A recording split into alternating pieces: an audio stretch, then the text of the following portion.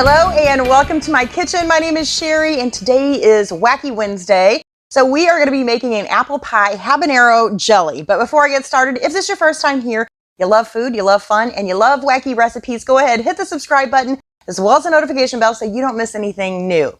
Okay, so we are at the beginning of summer. It is my favorite time to make jellies and jams because number one, you can get fruit right now like insanely cheap, especially strawberries. And for two, doing it in my Pampered Chef blender makes it insanely easy. So we're gonna do an apple pie habanero jelly. We're gonna do this using some apple cider. So you may have seen some of my videos before where I've done like jams or jellies.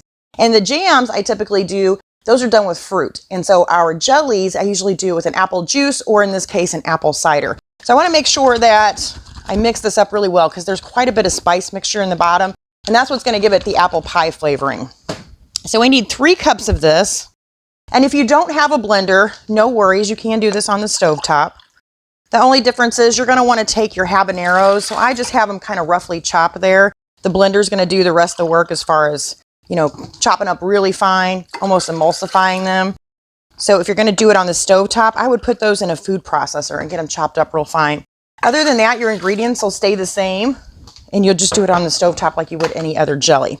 Okay, so in goes our apple cider. I've got probably 3 to 4 habaneros that I chopped up I'm going to put in. And then I'm also going to put in 1 package of pectin. So I'm using the Sure Gel. And this is just the original. So I have not tried this particular recipe with like the low sugar.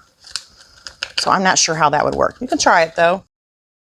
Okay, so at this stage, I've got my sugar here, but at this stage with this blender, I'm going to go ahead and replace the lid. And then I just want to make sure that I have this set to the jam setting.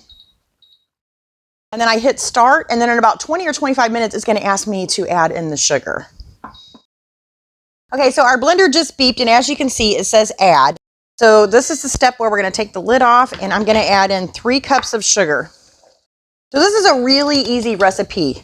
It's 3 cups sugar, 3 cups of the apple cider, a couple habaneros, and then your packet of pectin. So then we just replace the lid and hit the start again. All right, so our blender just beeped again. It's letting us know it's all finished. So I'm just gonna take my blender pitcher off.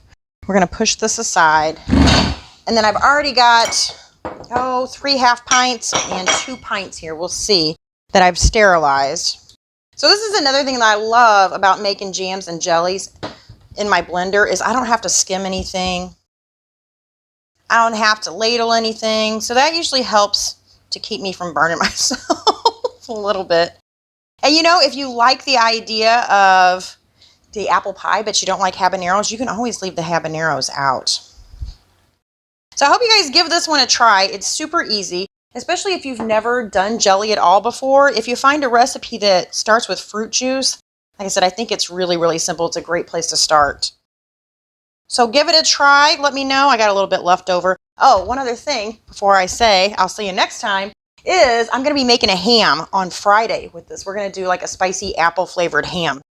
So be looking for that. But anyway, I thank you so much for watching. I'll see you next time. Bye.